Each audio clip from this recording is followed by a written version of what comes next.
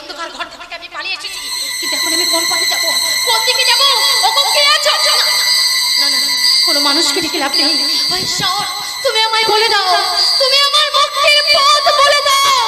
আমি কোন পথে যাব? আমার মুক্তির পথ বলে দাও। আমরা তোমায় দুটো পথ দেখাবো সুন্দরী।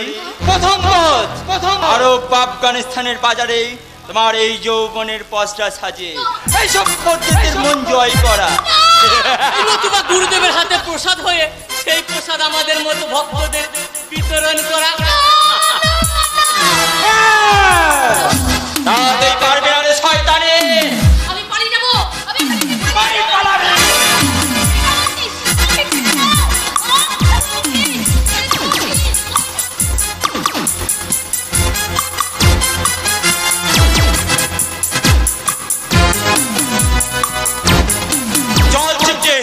আমরা বাইরে পাহারা দিই, তাহলে শালি আর বাইরে বেরিয়ে আসতে পারবে না। তাই চলো গুরুদেব। শয়তান কাল ভৈরব সবরীদিকে এখানে আটকে রেখেছে। না না, আমি বুঝে রাখতে সবরীদির কোনো ক্ষতি আমি হতে দেবো না। সবরীদি, সবরীদি,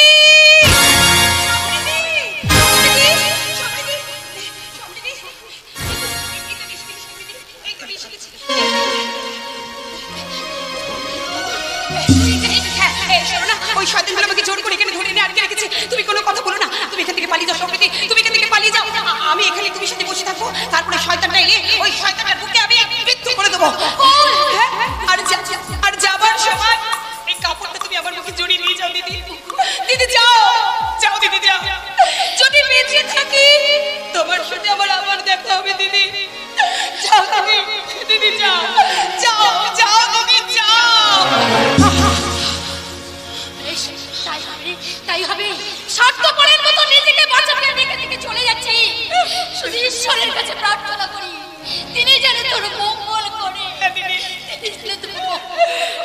যাও দিদি।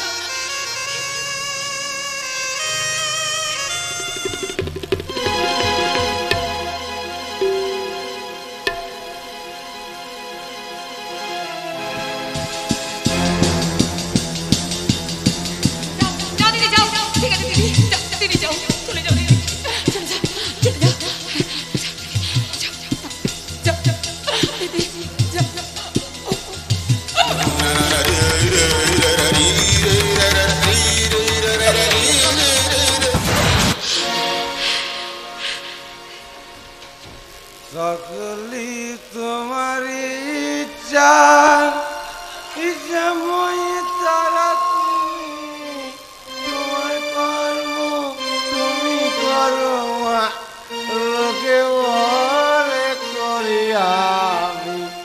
সকলি তোমার ইচ্ছা। সুন্দরী শহরে যৌবন সুধা পান করে এই বুদ্ধি নেশায় মত্ত আবার আমি নতুন করে বকুলকে পাচার করব আফগানিস্তান নয়তো সৌদি আরব।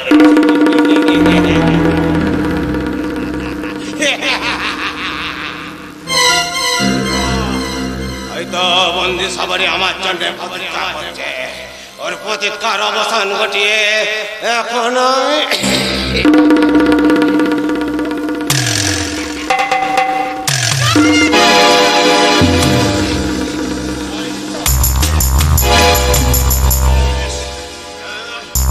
ভৈরবকে ছোড়া মারতে হাত ওঠাস।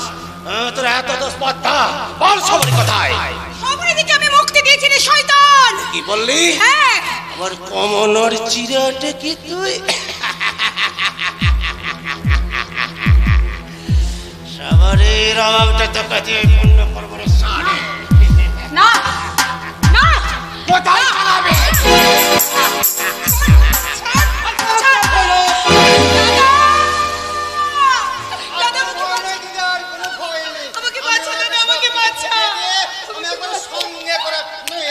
বেঈমান, তোকে আমি চেঁচে টুকরো টুকরো করে দেব। না কাল ভৈরব, তা তুমি পারবে না। You are under arrest.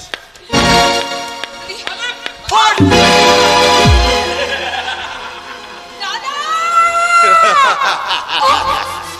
এগুলো তো ইন্সপেক্টর কাল ভৈরবকে কবজা করা অত সোজা নয়। দাদা না দাদাকে বেরো না। বড্ড তোর সাহস হয়েছে তাই না? কাল ভৈরবকে বাঁচ দেবে জ্যান্ত কবর ধরে গায়ের চামড়া তুলে দুধ তোকে বানাবো।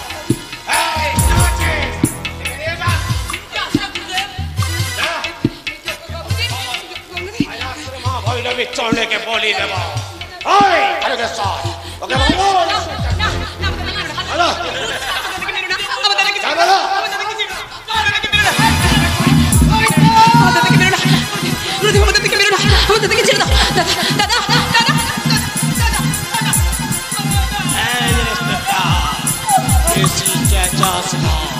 চেঁচিয়ে কোনো লাভ হবে না।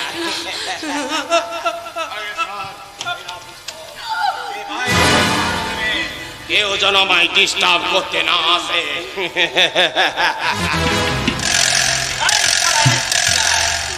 বড্ড রংবাজি দেখাচ্ছিস না?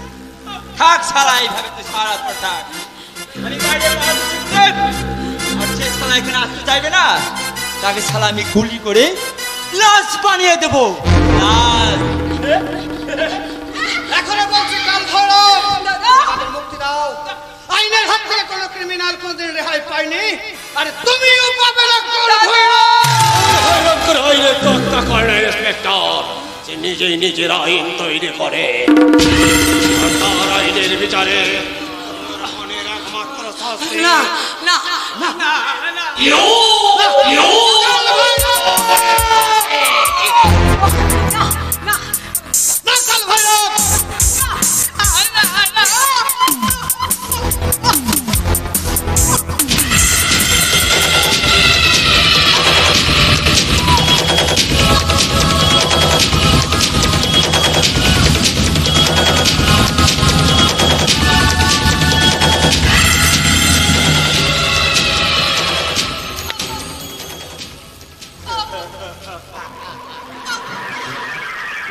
গায়ের মেয়ের লজ্জা চুরি করে হাসছিস জানোয়ার।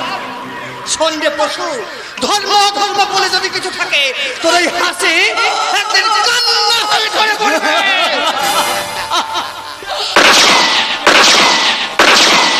কে গুলি করছে? আপনি যদি বাঁচতে চান এখান থেকে পালিয়ে যান। তোমার কি হয়েছে? রূপরঞ্জন পাগলের মতো গুলি করতে করতে ছুটে আসছে। আমি হয়তো বাঁচবো না গুরুদেব। আপনি পালিয়ে যান গুরুদেব।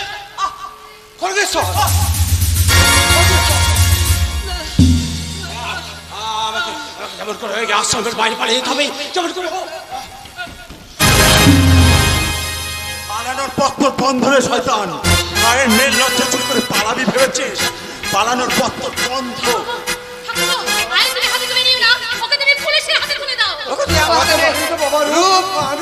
আমি তোর জন্মদাতা। কাল ভৈরব আড়ালে এসব প্রকৃতি করলো।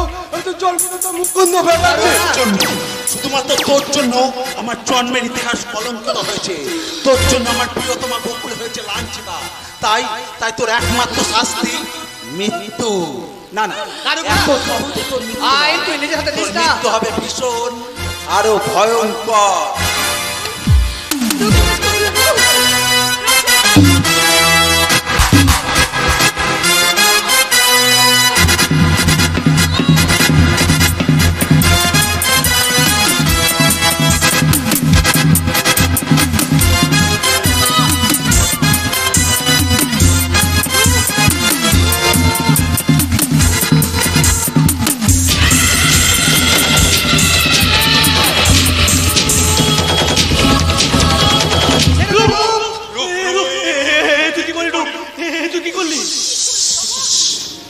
আমার জীবনের সবচেয়ে গুরুত্বপূর্ণ সিদ্ধান্তটা আজ আমি নিয়ে ফেলেছি।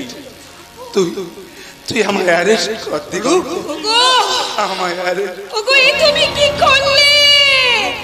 আমি যে তোমার কাছে কোনোদিনই কিছু চাইনি।